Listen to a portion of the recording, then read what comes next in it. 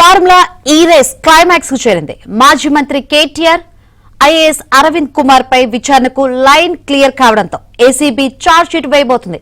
మరి ఇందులో ఎలాంటి అంశాలు పొందుపరచబోతోంది?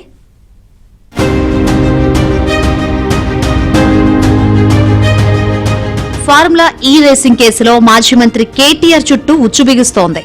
కేటీఆర్ ప్రాసిక్యూషన్ కు గవర్నర్ గ్రీన్ సిగ్నల్ ఇవ్వగా కీలక నిందితుడు అరవింద్ కుమార్ కు టీఓపీటీ అనుమతిచ్చింది.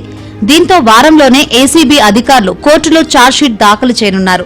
తెలంగాణ చరిత్రలో విచారణ ఎదుర్కోనున్న తొలి మాజీ మంత్రిగా కేటీఆర్ నిలవనున్నారు. నిబంధనలు గాలికొదిలేసి విదేశీ సంస్థకు 54.88 కోట్లు మళ్లించారనే అభియోగంపై ఏసీబీ పక్కా ఆధారాలు సేకరించింది.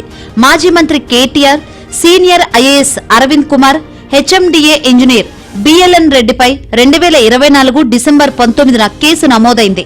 అక్రమ చెల్లింపులు, నిధుల దుర్వినియోగానికి సంబంధించి కీలకమైన ఎలక్ట్రానిక్స్, డిజిటల్ సాక్ష్యాధారాలను ఏసీబీ డైరెక్టర్ చారు సిన్హా బృందం క్రోడీకరించింది.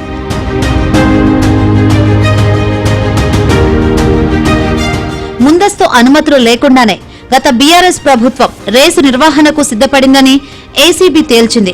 మున్సిపల్ శాఖ కార్యదర్శి దానకిషోర్ ఫిర్యాదుతో వెలుగులోకి వచ్చిన ఈ వ్యవహారంలో ఎస్నెక్స్ జెన్ ప్రతినిధులను కూడా విచారించారు.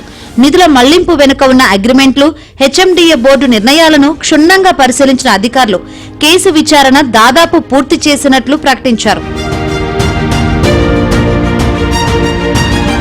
కేవలం నిధుల మళ్లింపు మాత్రమే కాదు, బీఆర్ఎస్ కు అందిన ఎలక్ట్రల్ బాండ్లకు, ఈ డీల్స్ కు మధ్య ఉన్న లింకులను కూడా ఏసీబీ ఛార్జ్షీట్ లో పొందుపరిచింది.